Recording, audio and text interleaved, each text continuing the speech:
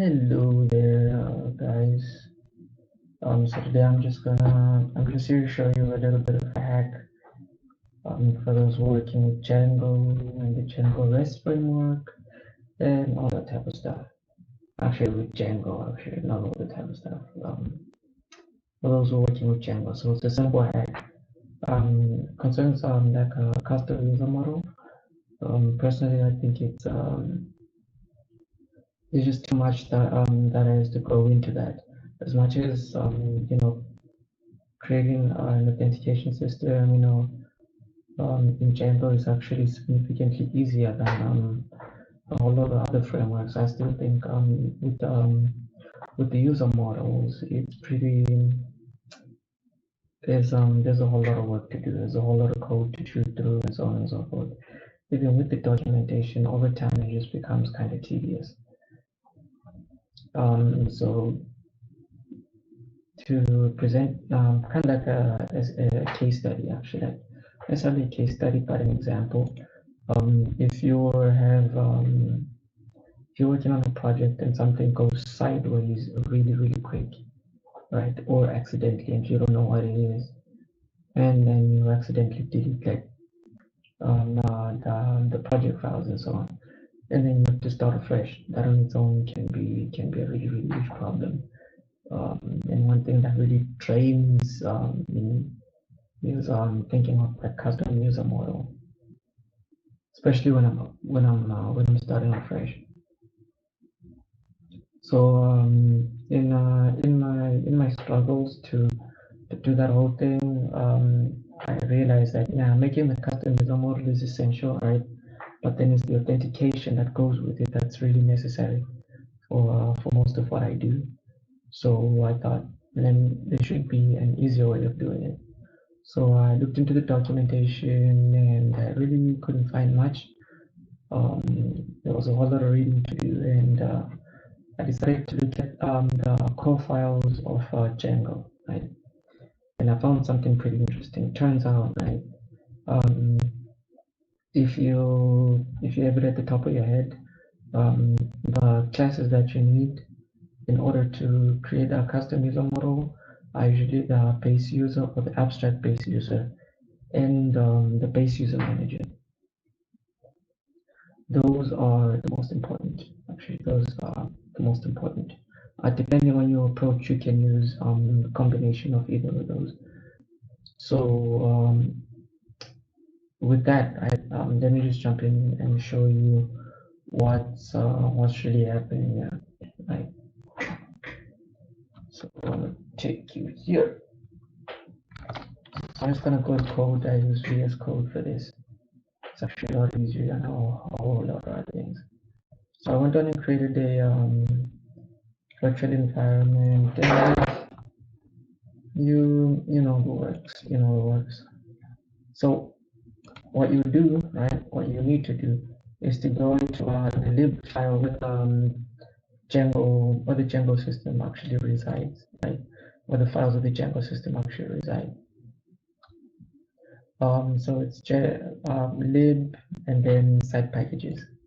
So from there, let me take you. Let's go through the usual scripts. Let me activate my virtual environment, and let me put down a new project. I'll call it a demo. It's Django admin. All right. So now we're gonna get into demo, and so I'm just leading you to the app right now. I'm not actually what to do. Python py start app. I'm gonna call this account. So most people, most developers actually start out like this with the custom user model, call it accounts or account or user or users, depending on how you approach it or how you like to do it. So from Django contrib of models. I will import the abstract base user and the base user manager, right? So there are, you can also import that on the abstract user, right? Depending on how you want to approach it or how you want to do it, right? So I'm just gonna keep all of these in here, right? For reference. So you usually have to do this, like most of the times you actually have to do this, go through the imports and then do the user, do the model, sort out the model and the manager, and then you come all the way to admin, and then you sort all that jizz out again, and that's it's a lot of work most of the times. It is a ton of work. So found an easy way out, an easy way out of this, because most of the times when we actually do this, we're actually looking to use the email address to log in rather than moving to use a username, because the email address makes significantly a lot more sense, seeing that it is unique, right? Everybody has a unique email address. The chances of you running into a same email address twice, it's one in a whole lot, right? So actually, it's most probably never going to happen. So let's get to it then. Let's get to it. So let me just move that to there. Let's just move that to there. And now demo, right? So that's the project that I've started right there. So demo has a count in it, right? It's just gonna sit right there in itself. So we're gonna go to lib, right? And as we navigate to the model, right, or to the file, right, we're gonna follow this, right? So when reading this, try to read it as a directory, right, or a path, right? Try to read it as a path, right? So what we're gonna do now is go to Django, right? So from lib, right? So let's do this. Lib site packages / that, right? So we're gonna follow this, right? So lib site packages, we're gonna go to Django, right? Django contrib, and then we'll go to auth, and then we're gonna find models.py, right? And from models.py, and then I'm going to look for the abstract user because it's where it is all at. So all right, I just happen to be there. So it's line 315, right? So it starts out line 315. Next, what you need to do is actually I've already done this anyway. What you need to do is come to the email, right, and set it to be unique. Set unique is true, right? And then you come to username, right? Change the username because right here is the username, right? Change that to email, right? And then leave the email as it is. And then right here, by default, the required fields, the email is there. So you just set it as the username, right? Just swap those. And then you just save it. And then we're gonna go over here. I made some migrations earlier on. So alter first name, last name, alter that. Oh, that's just gonna be that. So by default, you won't really have any, like you just have those default migrations right there. So seeing that I've already done that, you just do that, right? And then, yeah, and I should try make migrations, right? So no changes detected, right? So there are no changes detected, but it's most probably going to tell you what do you say, um, you're going to have a migration. Actually, I don't remember what it says, but you're going to have a migration, and then you make the migration, and then after you've made that migration, you migrate, right? So you migrate,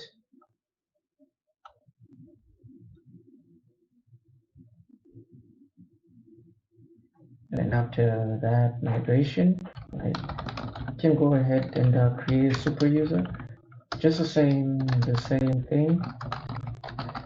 The usual create super user, right? And then as you can see, it's not asking for a username, but it's asking for an email address. And then it goes on to say that. So I'm gonna use 10 at gmail.com, right? And I'll just add a username, password, yes. And then we'll run the server. That's sun.run server. Alright, there we go. We have that one. So let me just kick up Chrome. Then come right there. Just gonna change that to admin. Admin from now, just say 10 at gmail.com. Password's the same actually. And then there we are. There you go. And you're done. You're literally done. Like, this is it. And I didn't have to create a custom user model. I didn't have to create a custom user model and so on. So if you think Stu's joking right here, there are no migrations, I can actually go ahead and just delete this. Right. So we just kill the server.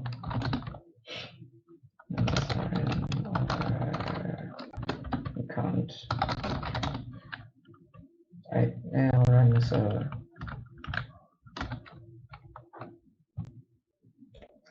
Run the server and I'll still have everything in order. Groups, users, can add a user from here, username. Oh yeah, username. So let me see if I can say traffic gmail.com. If I just say 24.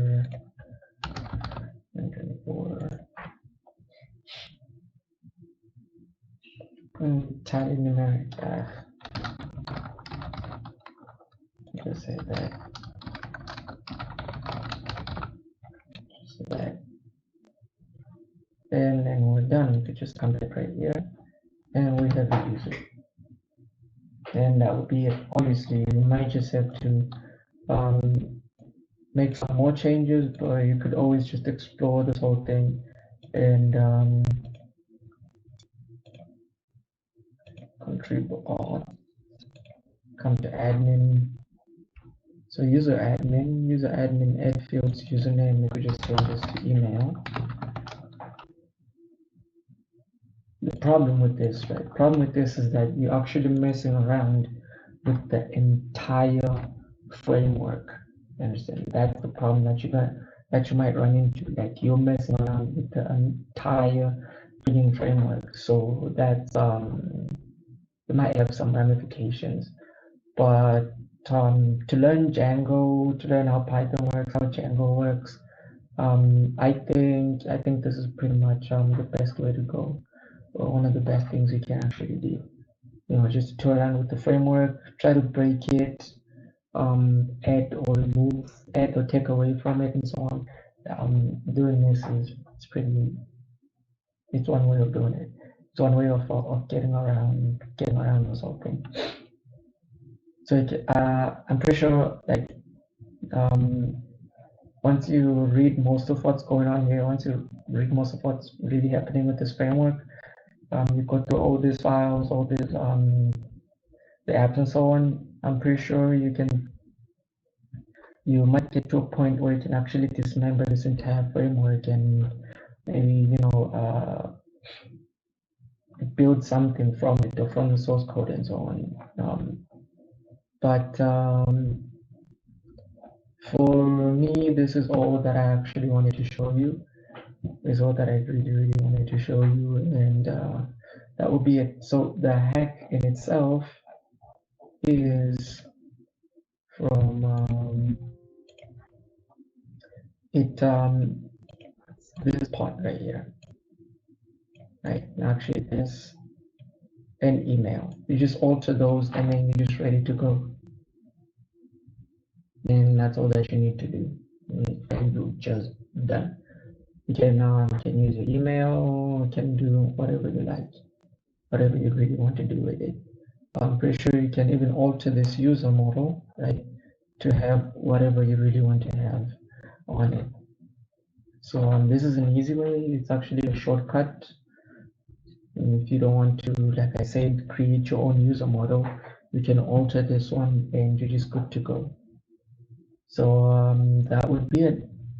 That is all that I wanted to show you. That is the hack. And if I discover more things, if I mess around with it a little more, I might have something else to share with you next time. So thank you and have a good day. See ya.